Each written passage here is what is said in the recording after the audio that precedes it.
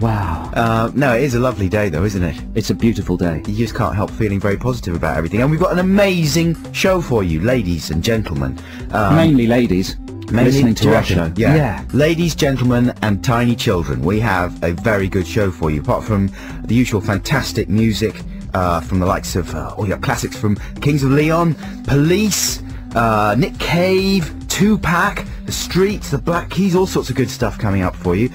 We've also got a new twist on Ditties in the Dock. Yeah, a great new twist. Basically, we were having trouble picking tunes because the field was too broad and it was hard to win. For me, personally. You were winning quite a lot. Well, we decided to narrow the field, and we're going to have themed ditties in the dock. So this week, the theme is... musicals. Musicals. Joe chose that one. I did choose musicals because I love musicals. You're quite a big musical fan, aren't you? Not really, to be honest, Adam. Yes, you are. No, I'm not. You love musicals. I don't love musicals. All you do is sit around You're singing... calling me a musicals fan. Saturday night, tonight, you'll be sitting around singing show tunes. Won't you? In drag, yeah. Yeah, with Dave Williams. No, I won't.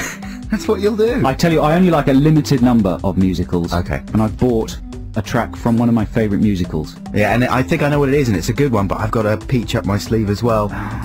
Song-wise, not an actual peach. Plus, this week, another great element of the show is, of course, Crap Commentary Corner, and I've got a very, very good one this week. Difficult? It is difficult, it's challenging, but the prize is good, and it'll make you laugh. Well, to balance that out, I've got a very easy mummification competition. If you can guess what my ma is describing, you'll win a prize. Do we know what the prizes are?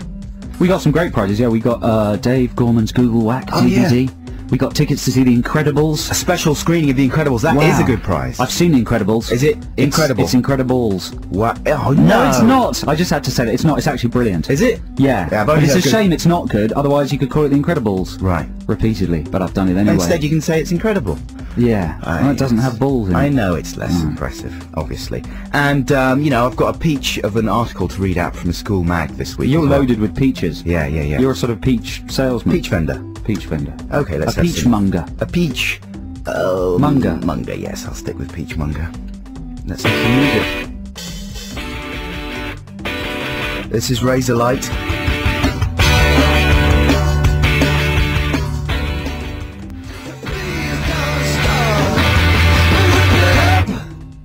Yeah. That was Razorlight, was it, Adam? Yeah, it's called, what's it called? Rip It Up. Also the title of a very good Orange Juice song. Do you know what? I was reading, I've got a weird habit of buying old mags from second-hand shops. You're weird. Yeah, I'm kind of crazy. You're so eccentric. I'm a makes you interesting. Crazy person. And I buy, like, you know, old copies of smash hits and stuff like that. It's enjoyable to read the reviews from way back when. And Rip It Up by Orange Juice got a terrible review when it came out. This single? Yeah, said it was just sell-out rubbish. Who was that, Dave Hepworth? No, Dave Hepworth's got good taste. He's and he's a fine writer. It was someone who is no longer a known critic, and it wasn't what's he called from the Pet Shop Boys? Neil Tennant. Neil Tennant, of course. Who used to edit Smash Hits, That's of course. right, yeah. And well, he was just obsessed by Kid Creole and the Coconuts. Rightly so. Yeah, I'm obsessed with Kid Creole and the Coconuts, but they're wrong. Orange Juice are a great band, and Rip It Up is a great song, but that was Razorlight, who were also a great band, you know? Yeah. Maybe not quite as good. Now, The Bravery, I haven't heard of, but let's see. This is a track called Unconditional, and you're listening to XFM with Adam and Joe.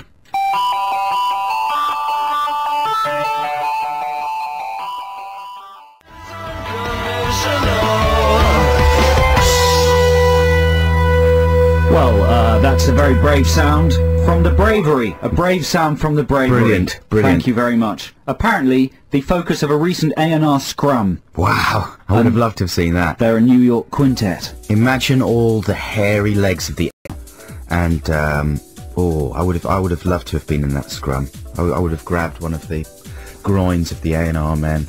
Yeah. That's what I used to do in scrums. Did you ever play, what's it called? Rugby? Rugger, yes I did. Rugger, yes I did, Adam. What's the difference between rugger and rugby? Rugger. Wicked. That's the answer to that, is Wicked. rugger. Okay. In a second we're going to be playing a track by The Police, a great track. It's an 80s classic. Us. Yeah, our 80s classic for this week. And after that, we're going to give you, I think, what might possibly be the British radio premiere of the trailer for the new Star Wars film.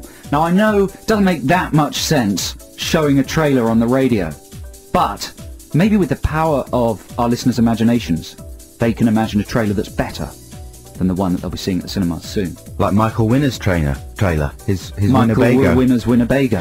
That's very tangential. Well, it's a trailer. But we're going to talk you through the new Star Wars trailer and just analyse it. See, have you seen it yet, Adam? No, how did you get hold of it, Joe Cornish? Through sources. Through Adam. sources. Sources, HP. yes. On the internet. It's widely available. Clever. Okay. In fact, if you're listening to us at work or at home and you have access to the internet, you could go do a search for the Revenge of the Sith trailer, line it up on your desktop, and you can watch it while we talk through it. Sync it up with the audio. Do that now, and after the police, we'll be back with an exclusive preview of that Star Wars trailer here on XFM.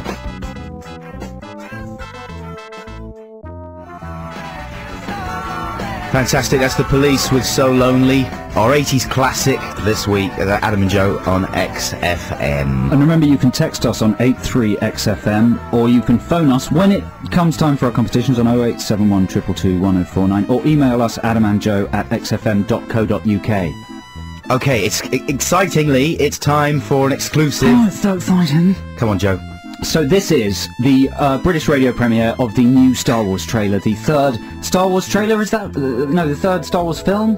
I lose count. What, 3? 1's before 3, 4's before 2? Yeah, no, it is. Yeah, the third. Yeah. This is, of course, the movie when we see how Anakin Skywalker turns evil, becomes Darth Vader.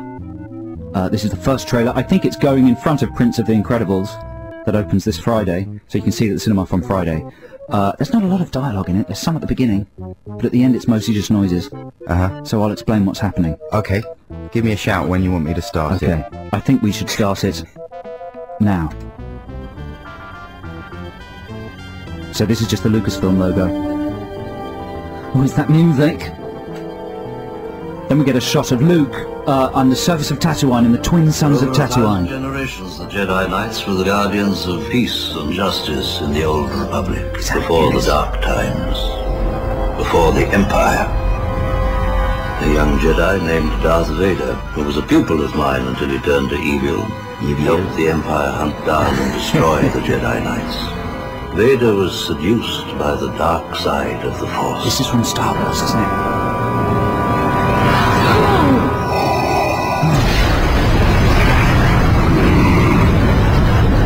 Listen to this. Listen to this bit.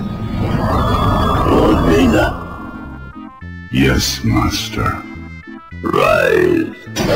Rise?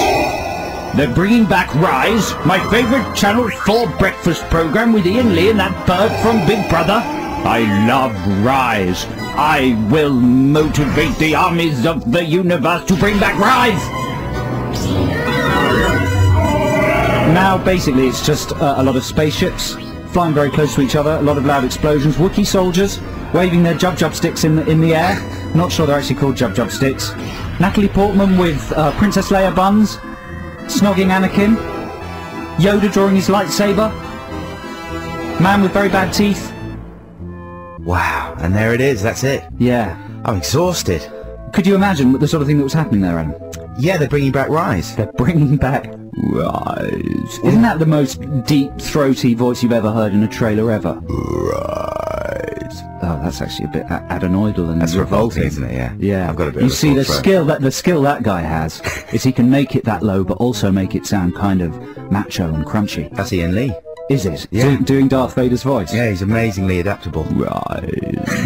That's So, quite good, isn't does it? it look exciting? Yeah, it looks the same, but different colours and different combinations. But this is the dark one, isn't This it? is the dark one, and there's a particular shot that kind of annoys me where they show, what's his name, Hayden Christensen, turning evil, and it's an over-the-shoulder shot, and he's got his hood up, and he turns towards the camera. And what do they do to show you he's evil? How can you make somebody evil with Well, one simple move? I thought it was the hooded top. That's what usually tips people off to evilness. Coloured eyes. Coloured eyes. Yellow eyes. Isn't that always the way in life? When someone goes evil, their eyes go yellow. Or red, usually. Usually red. In Star Wars it's yellow, but it's like The Omen, isn't it? Or the end of a bad film where there's going to be a sequel and the baby's born and it goes and his eyes are all red. There you go. Red. Yeah, that's right. Red is pretty much the devil. If your eyes go red, Yeah. you're in the payment of Satan. If your eyes go yellow, is it a more sort of animal evil, a more bestial evil? Yeah, it's You're like a sort something- of wolf. That's right. You're just a renegade, a maverick. And if your eyes go blue, it means you've got ice powers. Has that ever happened in life? Is there a precedent in life for evil people's eyes going a funny colour? Yeah. Yeah, there is. Yeah. Great. Okay, let's leave it at that. Okay then. Brilliant. Glad we've solved that. Kings of Leon.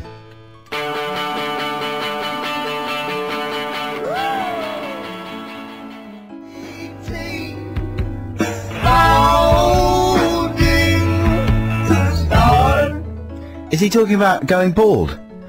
18 balding starts. I don't know. The Kings of Leon are one of those bands where I don't even attempt to comprehend the lyrics. They're very hirsute, so I don't suppose baldness is a problem for them. No. But maybe it's a song written out of anxiety, like, what if we were to go bald? Would our fans desert us? Well, often people who are going bald grow their hair very long in order to comb it forward. Like Bill Bailey. Yeah, exactly, because it hides the retreating bits, you know, at the sides. I don't know what they're called. Retreating bits. Retreating bits, that's what they're called. Yeah. Coming up after the break, we have the first XFM show, and it's mummification. Very simple. All you have to do is decode what my ma is rambling about. She's talking about a well-known personality this week. It's very easy. And if you know, all you have to do is give us a call, 0871 222 1049. Stand by those phones. What can they win? And they will win. Not them. Joe. They win the... Don't they win these DVDs? They win the Google Whack. A copy of Dave Gorman's Google Whack Adventure on DVD, which is supposed to be very, very good and very funny. So stay by your phones. We'll be right back after this. That's Kasabian with Processed Beats here on XFM. This is Adam and Joe. It's competition time, ladies and gentlemen.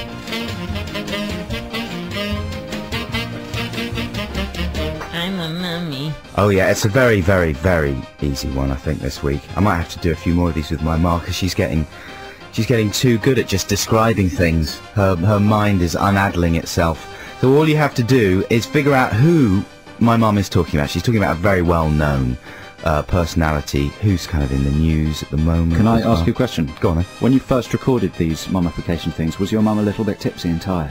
No, you know what? She wasn't. She does sound it. Because her voice is a bit slurred. Yeah. Or was a bit slurred in the first ones. This one, she sounds a bit more compos mentis. I think she, she just got quite relaxed. And I've got a big couch at home, and she Right. sort of sank into the couch. And as soon as she sits in a couch, Yeah. she starts thinking about sleeping. Yes. Because she's got to that age. And she enters that state of mummification. Yeah, exactly. You want to do that more, and you maybe want to get her a little bit tipsy. Okay, then. But I'm looking forward to hearing this one. I don't know what this is, so I'm going to play along with everybody at home. All right. Terrific. Here we go. So who's Exciting it? for everybody at home.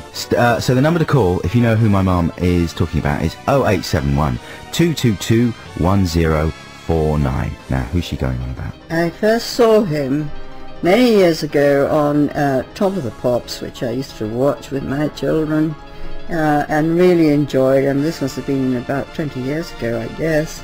At the time I thought there were all sorts of others that were much, much better than he and his band at that time.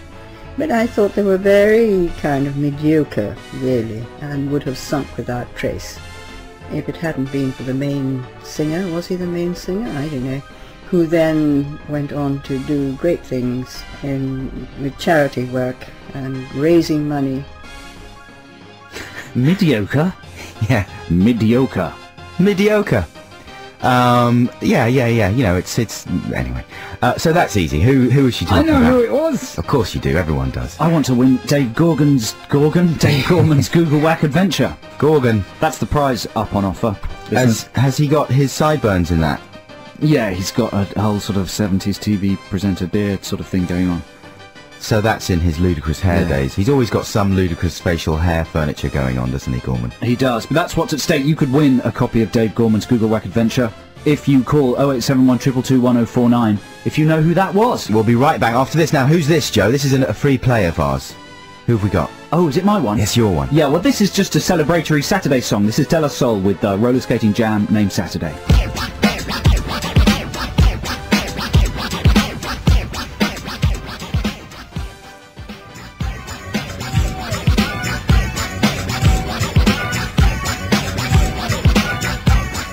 And funnily enough, that is one of my Ma's favourite songs. Is it really? Yeah, Roller Skating Jam named Saturday by De La Soul. And do you know what it is Saturday? Isn't that a clever choice? It's Saturday and it's a nice day.